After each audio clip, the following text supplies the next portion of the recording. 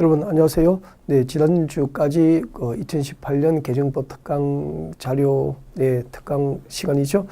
지난주까지 아마 도시 및 중환경 정비법이 2018년 전면적으로 개정되면서 도시 및 중환경 정비법 개정법 특강 위주로 아마 진행이 됐을 겁니다.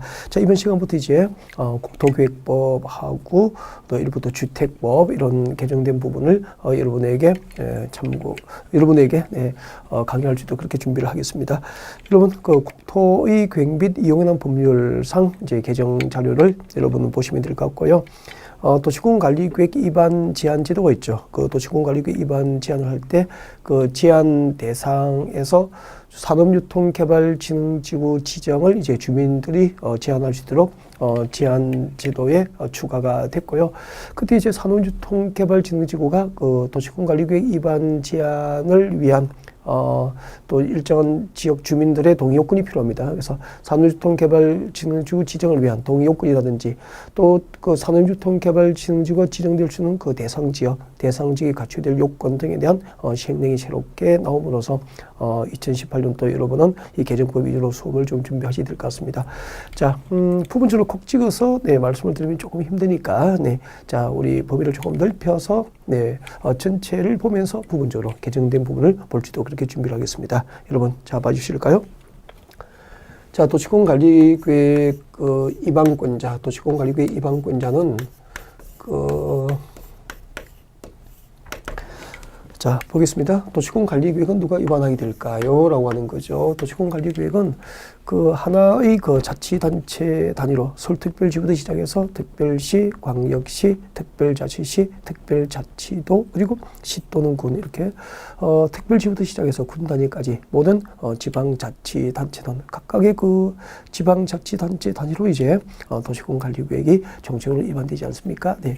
자, 그때 도시공관리계획 입안권자, 도시공관리계획 입안권자는 원칙적으로 이제 해당 지방자치단체장들이죠. 그래서 자, 서울특별시장이라든지 또 광역시장, 세종특별자치시장, 제주특별자치도지사, 그리고 시지역은 시장, 군지역은 군수 이렇게 이제 도시공관리계획을 위반하는 것을 원칙으로 합니다. 자, 예외적으로 그때 도시공관리계획 입안권자, 예외적으로 다음과 같이 이제 입안권자를 정하게 되죠. 네. 자, 서울시고요. 네, 서울시고 인근에 경기도 안양시라고 가정을 합시다. 그러면은 여러분 서울특별시 관할구역에서 도시공관리계획은 원칙적으로 누가 입안합니까? 그렇죠. 서울특별시장이 입안하게 되고 안양시 관할구역은 안양시장이 도시공관리계획을 입안을 하게 됩니다. 네. 자, 그런데 자, 서울시 도시공관리계획 입안을 할 때 인근의 그 입안시 인근에 있는 그 경기도 안양시 관할구역 전부나 일부가 포함된 도시공관리계획 입안이 가능하다는 거죠. 이렇게 인접시군을 포함해서 도시공관리계획 입안될 때는 그때 입안권자를 어떻게 정하죠? 그렇죠. 자, 관계되는 시장으로서 여기는 서울특별시장과 안양시장이 되겠죠. 이렇게 관계되는 시장으로서 협의하죠. 서울시장과 안양시장이 협의하여서 자, 협의가 이루어지면 공동 입안할 수 있습니다. 협의가 이루어지면 협의하여 이를 공동 입안, 도시공관리계획을 공동으로 입안하거나 아니면은 둘 중 한 사람을 협의해서 둘 중 한 사람을 입안자로 정할 수 있죠. 입안자를 정할 수 있다. 그렇게 됩니다. 공동 입안할 수도 있고 입안할 자를 정할 수도 있다. 이게 이제 인접시군을 포함해서 도시공관리계획 입안할 때 입안권자에 대한 예외죠. 자, 인접한 시군 관할구역 전부나 일부를 포함해서 도시공관리계획 입안될 때는 관계된 시장구조가 협의해서 공동 입안할 수도 있고 입안할 자를 정할 수도 있다. 그런 이야기가 되죠. 네. 자, 그리고 자, 도시공관리계획을 입안할 때 국토교통부 장관은 직접 입안할 수도 있죠. 네. 국장. 자, 국토교통부 장관 중앙정부에서 직접 입안할 수도 있습니다. 네, 두 가지 경우를 여러분이 기억을 꼭 하셨으면 좋겠습니다. 자, 중앙정부가 수립하는 국가계획이죠. 국가계획입니다. 자, 국가계획과 관련되어서 이제 도시공관리계획 입안이 필요하거나 중앙정부가 법률에 따라서 수립하는 국가계획과 관련되어서 도시공관리계획 입안이 필요하거나 아니면은 둘 이상의 시도죠. 둘 이상의 시도 관할구역에 걸쳐서 두 개 이상의 시도 관할구역에 걸쳐서 지정되는 용도지역, 용도지구, 용도구역과 그리고 두 개 이상의 시도에 걸쳐서 시행되는 사업계획 중 이제 도시공관리계획으로 결정이 될 사항이 포함된 경우에는 이제 국토교통부에서 직접 도시공간계획 위반을 하게 되죠. 네, 그리고 이제 그리고 둘 이상의 시도죠. 네, 시도에 걸쳐서 시행되는 사업계획 중에서 도시공간계획으로 결정이 될 사항이 포함된 경우, 이런 경우에는 전부 이제 국토교통부 장관이 도시공간계획 위반을 하게 돼요. 국가계획과 관련되어 도시공간계획 위반이 필요하거나 두 개 이상의 시도에 걸쳐서 지정된 용도지역, 용도지구, 용도구역 지정에 관한 도시공간계획, 그리고 시도에 걸쳐서 시행되는 사업계획 중 도시공간계획으로 결정해야 될 사항이 포함된 경우에는 국토교통부에서 도시공간계획 위반을 할 수 있다는 거죠. 그리고 이제 도지사가 위반할 수 있죠. 도지사 관할, 도지사가 예외적으로 도시공간계획 위반이 가능한데, 자, 이때는 둘 이상 시군으로 바꿔주면 되죠. 네. 자, 두 개 이상의 시군 관할 구역에 걸쳐서 지정되는 용도지역, 용도지구, 용도구역과, 그리고 두 개 이상의 시군에 걸쳐서 시행되는 사업계획 중 도시공관리구로 결정해야 될 사항이 포함된 경우 도지사가 직접 위반을 하게 됩니다. 그리고 도지사가 직접 수립하는 사업계획이죠. 자, 도지사가 직접 수립하는 사업계획 중 도시공관리계획으로 결정이 될 사항이 포함된 경우, 자, 이런 경우에는 도지사가 위반합니다. 그래서 자, 여러분, 이것은 여러분 그 테마별 자료를 보고 이제 학습을 했던 것이죠. 이 부분은 개정된 게 아니고요. 여러분, 이렇게 도시공관리계획은 해당 지방자치단체장이 위반하는 것이 원칙이고, 예외적으로 이제 관계되는 시장구수가 협의해서 공동 위반할 수도 있고, 위반할 자를 정할 수도 있고, 아니면은 국가계획 등과 관련된 도시공관리계획은 국토교통부에서, 아니면 시군에 걸쳐서 지정되는 용도지역 등 지정을 위한 도시공관리계획은 도지사가 위반한다는 얘기를 하고 싶은 거죠. 그래서 자, 이렇게 도시공관리계획 위반자는 전부 공통점이 행정청이에요. 그래서 도시공관리계획은 오직 행정청이죠. 오직 행정청에 한하여 도시공관리계획 위반이 가능해요. 그러면 일반 주민들은 그 행정청이 아니기 때문에 도시공관리계획 위반을 할 수 있습니까? 없습니까? 없죠. 그래서 위반권이 없기 때문에 이 위반을 할 수 있는 자에게 주민제한제도, 주민이 도시공관리계획 위반 제한을 하도록 입법이 이루어진 거죠. 그래서 여러분 자료 보세요. 자료 보시면은 자, 도시공관리계획 위반 제한 01번 자료 보시면은 이제 제한 대상 등이 나와 있습니다. 주민을 동그라미 하셔야 되죠. 이때 주민은 뭐죠? 비행정청이죠. 이 얘기를 하고 싶은 거죠. 그러니까 도시공관리계획 위반권자는 오직 행정청에만 위반권이 있기 때문에 주민들은 위반권이 없죠. 그래서 주민은 도시공관리계획 위반을 할 수 있는 자, 위반권자에게 일정한 사항을 제 주민제한 대상으로 제한이 가능해지게 된 거예요. 그래서 여러분 지금 자료 보시면은 주민은 다음 사항에 대해서 도시공관리계획 위반을 제한할 수 있다라고 되어 있죠. 네, 첫 번째 박산에 자, 기반시설 설치 정비를 제한할 수 있어요. 네, 자, 주민 제한 대상 지금부터 이제 여러분 개정법 자료에 들어가서 공부를 하는 거예요. 네, 이것은 일단은 그 주민이 그 주민 제한 제도를 도입하게 된 그 과정을 말씀드리기 위해서 잠깐 설명드린 거고요. 자, 그래서 주민 제한 대상 1번이 뭐죠? 좀 외웠으면 좋겠습니다. 기반시설이죠. 이승 개정된 거 아니에요. 기반시설 설치 정비 개량은 주민 제한 대상이 될 수 있다. 그렇게 보시면 되고, 그 다음에 이제 두 번째죠. 두 번째는 지구 단위 계획구역의 지정과 변경이죠. 이때 개정된 거 아니죠.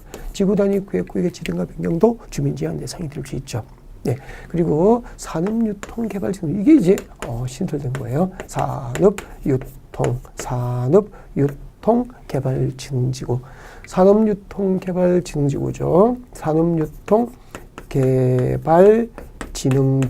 산업유통개발진흥지구의 지정과 변경은 주민 제한 대상이 될 수 있다. 이거 때문에 지금 개정법 특강을 국토교육공은 하는 거예요. 그러면은 이제 산업유통이니까 산업기능, 공업기능을 담당하거나 또 유통기능은 주요 상업에 해당되죠. 그래서 공업기능이나 그 유통, 상업기능을 담당할 수 있는 개발이 가능할 수 있도록 이제 개발진흥지구 지정을 이제 주민들이 제한할 수 있다는 거죠. 그러면은 지금까지 산업단지를 만들고 유통단지 조성한 것은 행정청, 주로 시청 근처에서 일방적으로 행정청이 주도했다고. 그런데 이제 주민들이 지역에 좋은 일자리를 창출하고 또 지역 발전을 앞당기기 위해서 우리 지역의 산업 기능이 가능한, 그리고 물류 유통 기능이 담당한 개발이 가능할 수 있도록 산업유통개발진흥지구 지정을 주민이 제한하고 주도할 수 있도록 해서 주민 제한 제도가 새롭게 도입된 거죠. 네. 그다음에 이제 니은번 보십시오. 3번의 니은번이죠. 자, 용도지구에 따르는 건축물이나 그 밖의 시설, 용도 종류 및 규모 등의 제한. 이때 제한은 건축 제한이고, 그래서 이렇게 하면 되죠. 해당 용도지구에 따른 건축 제한을 해당 용도 지구에 따른 건축 제한을 지구 단위 구역으로 대체하기 위한 용도지구의 지정과 변경은 주민 제한이 가능해지게 됐습니다. 이렇게 해서 주민 제한 대상이 모두 몇 개가 됐죠? 4개죠. 네. 자, 용도지구에 따르는 용도지구에 따른, 즉 어떤 용도지구가 토지위에 지정되면은 해당 용도지구별로 그 지정 목적에 맞지 않은 건축 행위를 해당 지역 토지 소유자는 제한을 받게 됩니다. 자, 이렇게 용도지구에 따른 건축 제한. 지정된 용도지구 안에서 그 지정 목적에 맞지 않는 건축을 못하게 건축 제한을 하게 되죠. 자, 이렇게 용도지구에 따른 건축 제한을 용도지구 안에서 하던 이 건축 제한을 지구 단위 구역으로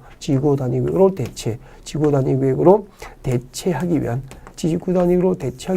용도지구의 지정과 변경은 주민 제한 대상이 될 수 있다는 거죠. 주로 이제 위쪽에 세 가지에서 출제가 많이 이루어지게 됩니다. 네, 그래서 세 가지 위로 하시고, 그리고 특히 이제 3번 산업유통개발지구는 신설됐으니까 상당히 좀 유념해서 준비를 해야 되지 않을까. 그리고 4번도 신설 구정입니다. 네, 그래서 용도지구에 따르는 건축 제한을 지구 단위로 대체하기 위해서 용도지구 지정하고 변경하는 것도 주민 제한 대상이 됐다는 거.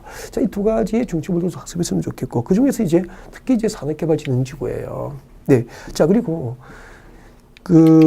이제 기반시설 설치를 주민이 제한할 수 있잖아요. 자, 예를 들면 이렇게 되겠죠. 여러분, 여기 도로가 있습니다. 도로가 있고, 여기가 이제 서울의 구도심이라고 가정합시다. 구도시예요. 그럼 구도시니까 뭐 계획도시로 신도시로 강남처럼 개발되지는 않은 거잖아요. 오랜 세월 동안 수십 년 동안 이제 이렇게 시가지가 형성된 그런 지역이죠. 그래서 이런 지역은 그 주민들이 이용할 수 있는 뭐 공원 같은 거, 도시공원 같은 것이 잘 없죠.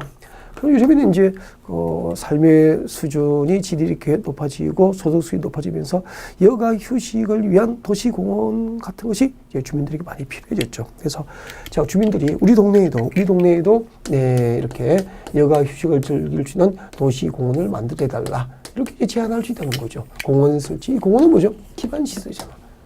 이 공원 설치를 주민들이 제안할 수 있다, 그런 얘기죠. 근데 이 공원 설치를 주민들이 제안하더라도 시에서는 여기에 있는 토지 소유자, 수백 명의 토지 소유자가 절대 반대하면은 이런 사업을 추진할 수 없잖아요. 그래서 자, 이렇게 공원과 같은 기반시설 설치를 제한하려면은 사업대상 토지 면적 5분의 4 이상의 토지 소유자의 동의를 얻어서 주민 제한이 가능하게 됩니다. 그래서 기반시설 설치 제한은 사업대상 토지 면적, 기반시설 설치가 필요한 대상 지역 토지 면적 얼마? 5분의 4 이상의 토지 소유자의 동의를 받아야 주민 제한이 가능해지고요.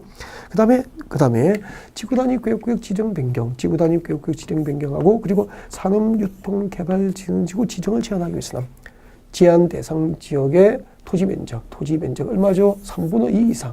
사업대상 토지 면적 3분의 2 이상의 토지 소유자로부터 동의를 받아야 주민 제한이 가능해요. 이게 제한을 위한 동의 요건이에요. 암기가 필요하겠죠. 네. 기반시설 설치 제한은 사업대상 토지 면적 5분의 4 이상의 토지 소유자의 동의를 받고, 지구 단위 구역구역 지정과 산업유통개발진흥지구는 사업대상 토지 면적 얼마죠? 그렇죠. 3분의 2 이상의 토지 소유자의 동의를 얻어서 주민 제한이 가능하게 됩니다. 네, 이렇게 참고를 하셨으면 좋겠고, 그리고 이제 특히 작년에 이제 그 국토기획법 시행령이 새로 개정, 산업유통개발진흥지구 지정 대상지역이 갖춰질 요건은 다 이제 작년에 신설된 것들이에요. 그래서 작년 시험이 끝나고 이제 그 시행령이 나가게 되고 올 시험에 이제 신설되고 처음으로 반영되는 것이기 때문에 이것들을 여러분에게 전달해 드리려고 지금 국토기획법 개정법 특강을 하고 있는 거죠. 네. 자, 여러분 자료 나와 있습니다. 자, 산업유통개발진흥지구 지정을 제한할 수 있는 대상지역이 갖춰질 요건입니다. 산업유통개발진흥지구로 지정될 수 있는 대상 지역, 산업유통개발진흥지구가 지정될 수 있는 그 대상 지역이 갖추어야 할 요건이에요. 산업유통개발진흥지구의 지정 대상 지역이 갖춰야 될 요건. 자, 이런 교재 봅니다. 네, 자료 보시면은 첫 번째 대상 지역은 토지 면적이 산업유통개발진흥지구 지정을 제한하기 위해서는 대상 지역의 토지 면적이 자료 줄 것이면 되죠. 1만 제곱미터 이상, 10,000 제곱미터 이상, 최소 10,000 제곱미터 이상이 되어야 된다는 거죠. 그 미만이 되면은 산업기능이나 유통기능을 담당하기에는 턱없이 면적이 부족하죠. 그래서 10,000 제곱미터 이상이고, 그리고 30,000 제곱미터 미만까지만, 30,000 제곱미터 미만까지만 주민 제한이 가능합니다. 산업유통개발진흥지구가 지정될 수 있는 대상지역의 면적 규모는 10,000제곱 이상 30,000제곱 미만이어야 되고요. 그리고 용도지역도 자, 그 지정이 가능한 용도지역은 제한되고 있습니다. 녹지지역 중에서 자연 녹지지역만 가능해요. 그리고 도시지역 밖에 자, 유일하게 개발 목적으로 지정된 계획관리지역과 그리고 생산관리지역 가능합니다. 생산관리지역이 가능한데 생산관리지역이 가능하면 몇 개죠? 3개죠. 산업유통개발진흥지구 지정이 제한되기 위해서는 그 용도지역은 자연녹지지역이거나 아니면 계획관리지역이거나 아니면 생산관리지역에 한다는 거죠. 그리고 세 번째, 그 중에서 자, 자연녹지지역, 계획관리지역, 생산관리지역 중에서 100분의 50, 그 중에서 100분의 50 이상이 100분의 50 이상이 계획관리지역에 해당해야 돼요. 계획관리지역에 해야 된다는 거죠. 그러면은 이런 얘기네요. 자, 여러분 여기 산업유통개발진흥지구 지정을 제한하려면 그 일단 면적 절반 50% 이상, 그 정도 50% 넘잖아. 50% 이상은 계획관리지역이 되는 거죠. 그럼 나머지 용도지역, 계획관리지역이 나머지 용도지역 일부만 생산관리지역이나 자연녹지지역이 한다는 거죠. 알겠죠? 그래서 자연녹지지역, 계획관리지역, 생산관리지역에서 그 산업유통개발진흥지구 지정을 허용하지만 대상적 면적의 대부분은 절반 이상 계획관리지역. 그래서 계획관리지역 중심으로 지정하라. 그런 뜻이 되는 겁니다. 아셨죠? 나머지 네 번째는 좋은 말이다. 그렇게 읽어두면 되겠죠.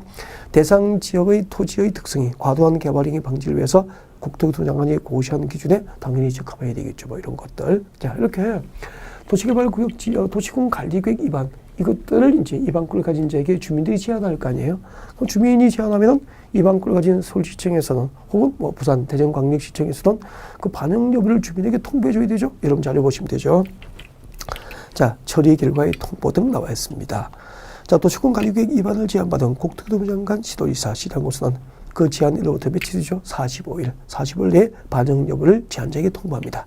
그리고 부득이한 사직이 있으면 1회 30일 범위 내에서 통보기간 연장 가능하고요. 그리고 2번 봅니다. 도시계획원의 자문, 중요해요. 국토교통부 장관 시도지사 시장으로서는 그 제한된 것을 도시군관리계획 위반에 반영할 것인지 여부를 결정하기 위해서 필요하다면 중앙도시계획위원회나 지방도시군의 심의 가지고 자문을 거칠 수 있습니다. 그러니까 제한된 것을 반영할 것인지 여부를 결정하기 위해서 필요하면은 중앙도시계획위원회나 지방도시군의 자문을 거칠 수 있다. 그럼 이제 심의를 거쳐야 한다면 틀리겠죠. 그래서 자문을 동그라미 하시고 밑에다가 아니다, 심의 이렇게 적어두는 것도 괜찮겠죠. 보통 뭐 시험이 이렇게 낼 수 있는 거 아닙니까? 자, 도시군관리계획 위반 제한된 것을 도시군관리계획 위반에 반영할 것인지 여부를 결정하기 위해서 필요한 경우에는 중앙도시계획위원회나 지방도시군의 심의를 거쳐야 한다. 옮겼습니까? 여기서 아니죠. 반영할 것이 여부를 결정하기 위해서 필요하면 중앙도시계획위원회나 지방도시군의 자문을 거칠 수도 있다는 얘기죠. 그리고 비용부담 봅니다. 꼭 읽어두셔야 돼요. 자, 도시군관리계획 위반 제한을 받은 자는 그 제한자와 협의해서 제한된 도시군관리계획의 위반과 결정에 필요한 비용 그 전부나 일부를 제한자에게 부담시킬 수도 있습니다. 여기까지입니다. 자, 도시군관리계획 위반 제한에서 산업유통개발진흥지구 지정의 제한과 그리고 또 용도지구에 따르는 건축제한을 지구단위로 대체하기 위한 용도지구의 지정과 변경을 주민 제한할 수 있다는 것이 이제 신설 규정이고, 그때 이제 산업유통개발진흥지구의 그 도시군관리계획 위반, 산업유통개발진흥지구 지정을 해달라고 도시군관리계획 위반을 제한하기 위해서는 대상지역 토지 면적 3분의 2 이상의 토지 소유자의 동의서를 받아야 제한이 가능하고, 그리고 그 산업유통개발진흥지구가 지정돼야 할 대상지역이 갖춰야 될 요건은 면적은 10,000제곱 이상 30,000제곱 미만이어야 되고, 용도지역은 자연녹지지역과 생산관리지역과 그리고 계획관리지역인데 그중 50% 이상 계획관리지역에 해당이 되면서 주로 계획관리지역 중심으로 지정을 하게 되거나, 이런 부분이 주요 신설 그리고 개정된 부분이었습니다. 그리고 이제 도시군관리계획 결정권자와 결정 절차 나와 있습니다. 자, 도시군관리계획 결정권자인데, 여러분 도시군관리계획 결정권자도 아까 제가 처음에 그 도시군관리계획 위반 제한은 주민이 가능하도록 만든 이유가 위반권자는 전부 행정청이기 때문에 주민은 행정청이 아니기 때문에 위반권이 없잖아요. 그래서 주민에게 제한할 수 있도록 했다. 하면서 도시공간계획 입안권자를 참고적으로 여러분 정리해 준 거예요. 해당 특별시장부터 시작해서 군수까지 우리나라의 모든 지방자치단체장들이 도시공간계획 입안하는 게 원칙인데 그 입안되는 도시공간계획이 국가계획과 관련되거나 두 개성의 시도에 걸쳐서 지정되는 용도 지역 등이거나 또 두 개성의 시도에 걸쳐서 시행되는 사업계획 중 도시공간계획으로 결정해야 될 사항이 포함됐거나 이럴 경우에는 국토교통부 장관이 도시공간계획 입안을 할 수 있습니다. 라고 했고요. 그 다음에 이제 두 개성의 시군에 걸쳐서 지정되는 용도지역, 용도지구, 용도구역과 두 개성의 시군에 걸쳐서 시행된 사업계획 중 도시공간계획으로 결정해야 될 사항이 포함되어 있거나 아니면 도지사가 직접 수립하는 사업계획 중에서 도시공간계획으로 결정해야 될 사항이 포함된 경우 도지사가 직접 입안할 수 있다. 그렇게 했죠. 자, 이렇게 입안권자를 당연히 알고 있어야 되고요. 그 다음에 이제 입안권자보다 더 중요한 것은 도시공간계획 결정권자. 이쪽은 이제 단독으로 출시되니까. 그래서 이런 자료 참고하십시오. 도시공간계획 결정권자 정리해뒀죠. 도시공관리계획의 결정권자. 도시공관리계획의 결정권자. 이렇게 돼요. 자, 도시공관리계획은 원칙적으로 누가 결정하느냐 하면은 시도지사가 결정합니다. 시도지사. 여기 밑에 시도지사가 누군지 알고 있죠? 진짜 아셔야 되는데 이때 시도지사는 법이 규정되어 있잖아요. 우리가 국도계획에서 연습 많이 하죠. 이때 시도지사를 하면 특별시장, 광역시장, 세종특별자치시장, 제주특별자치도지사 그리고 누구죠? 도지사. 여기까지가 시도지사라고 5개의 멤버 있죠. 네. 자, 시도지사라면 특별시장, 광역시장, 세종특별자치시장, 특시, 세종특별자치시장, 특도, 제주특별자치도지사, 특도, 그리고 도지사 여기까지가 시도지사예요. 특별시장, 광역시장, 세종특별자치시장, 제주특별자치도지사, 도지사 여기까지. 자, 그리고 특별시, 광역시, 특별자치시간인데 인구가 50만 이상이면 뭐죠? 대도시가 되시는 거죠. 특별시, 광역시, 특별자치시 외 도시 중에서 인구 50만 이상이면 대도시가 되죠. 대도시. 그래서 대도시는 대도시시장이 직접 도시공간을 결정하죠. 네. 시도지사 또는 대도시시장이 도시공간을 결정하는 게 원칙이죠. 시장으로서의 신청에 의해서 결정할 수도 있고, 직접 시도지사, 대도시시장이 결정할 수도 있고 그렇게 되잖아요. 근데 이제 예외적으로 시장구수 있죠. 시장구수는 기초자치단체장이잖아요. 이 시장구수가 직접 도시공간을 결정할 수 있는 사항도 있다는 거죠. 이런 자료에 박스 나와 있잖아요. 박스 안에 보세요. 원칙 시도지사 대도시장 바로 밑에 나와 있죠. 다음은 시장구수 결정한다. 즉 시장군수가 입안한 지구단위 구역구역 지정과 변경. 꼭 이것은 좋겠습니다. 시장구수가 직접 입안한 지구단위 구역구역 지정과 변경, 지구단위 구역 수립과 변경을 한 사항은 이제 과거에는 법 개정되기 전에 도지사가 결정했잖아요. 이제 누가 직접 결정합니까? 시장구수가 직접 결정할 수 있게 됐죠. 그리고 용도지구와 지구단위구를 대체하기 위해서, 지구단위를 대체하기 위한 용도지구 폐지 변경 결정권은 시장구수가 직접 결정이 가능해요. 지구단위구로 대체하기 위한 용도지구 폐지에 관한 도시공간계획 결정도 시장구수가 직접 할 수 있다. 그래서 두 가지 시장구수가 직접 결정할 수 있는 사항도 꼭 좀 챙겼으면 좋겠고, 그리고 이제 국토교통부 장관 등이 결정할 수 있는 경우가 있습니다. 국장. 여러분 이제 자료를 넘겨보세요. 넘겨보면은 국토교통부 장관이 결정할 수 있는 사항 박스가 나와 있을 거예요. 자, 국토교통부 장관 등이 직접 결정할 수 있는 사항 몇 가지가 나와 있죠? 박스 안에 5개 나와 있죠. 자, 첫 번째 동그라미 1번에 보십시오. 국토교통부 장관이 입안한 도시공관리계획 국장. 국토교통부 장관이 입안이죠. 국토교통부 장관이 입안. 국토교통부 장관이 입안한 도시공관리계획은 국토교통부 장관만 결정할 수 있어요. 네, 당연한 거죠. 국토교통부에서 입안했는데 저 학업기관 시장구수가 결정할 수는 없는 거 아닙니까? 네, 그래서 국토교통부 장관이 입안한 도시공관리계획은 국토교통부 장관이 직접 결정을 하게 됩니다. 그리고 개발제한구역 지정과 변경이죠. 개발제한구역이에요. 그린벨트. 이 개발제한구역 지정과 변경에 관한 결정은 중앙정부가 움켜쥐고 놓치라는 거죠. 만약에 그린벨트, 이 개발제한구역 지정하고 변경하는 결정권을 전국의 시도지사에게 주어버리면은 시도지사들은 지역개발 명부를 내셔서 선거 때 표만 되면은 그린벨트 다 해제 결정할 거 아니에요. 그러면은 그 우리 도시 주변의 그 최소한의 녹지 공간, 그린벨트는 사라져버리게 되겠죠. 네, 그래서 개발제한구역 지정과 변경을 위한 도시공관리위원 누가 결정하죠? 네, 국토교통부 장관이 직접 결정합니다. 상당히 조심해야 돼요. 이거 여러분 동그라미 2번 조금 수정을 합니다. 동그라미 3번. 자, 시가와 주정구역의 지정과 변경에 관한 도시공관리구역 그렇게 되어 있죠. 시가와 주정구역의 지정과 변경에 관한 도시공관리구역 이거 자 국가계획이에요. 국가계획을 넣어야 됩니다. 국가계획과 연계된 이걸 적어 놓으세요. 국가계획과 연계된 시가와 주정구역의 지정과 변경이에요. 국가계획과 연계된 시가와 주정구역의 지정과 변경은 누가 결정합니까? 국토부 장관이 결정합니다. 이거 수정해 주십시오. 국가계획과 연계된 이게 빠졌구나. 국가계획과 연계된 시가와 주정구역의 지정과 변경을 위한 도시공관리구역은 국토부 장관이 결정합니다. 그래서 세 가지도 세 가지. 네. 그러면 이제 국가계획과 연계되지 아니한 그냥 시가와 주정구역의 지정과 변경은 누가 결정하죠? 국토부 장관이 결정해요. 시도지사 결정해요. 시가와 주정구역의 지정과 변경을 위한 도시공관리구역은 시도지사 결정하는데 국가계획과 연계되어 네, 시가와 주정구역이 지정 변경될 때는 누가 결정합니까? 국토부 장관이 결정한다 이 말입니다. 아셨죠? 네. 자, 이거 상당히 조심해야 되죠. 국가계획과 연계된 시가와 주정구역의 지정과 변경은 국토부 장관이 결정한다. 그래서 여러분 도시공관리구역 결정권자에서 국토부 장관이 직접 결정할 수 있는 사항 몇 개죠? 3개.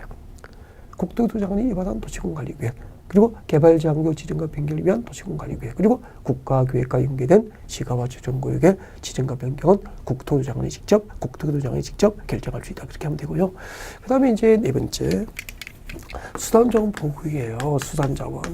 수산자원 보호구역이니까 글자 그대로 국토교통부 관할입니까? 해양수산부입니까? 해양수산부 장관이 해양수산부 관할이에요. 그래서 수산자원 보호구역 지정과 변경을 위한 도시공관리구역 누가 결정하죠? 해양수산부 장관, 회장. 위에 세 개. 동그라미 1, 2, 3번 누가 결정하죠? 국장, 국토교통부 장관이 결정하죠.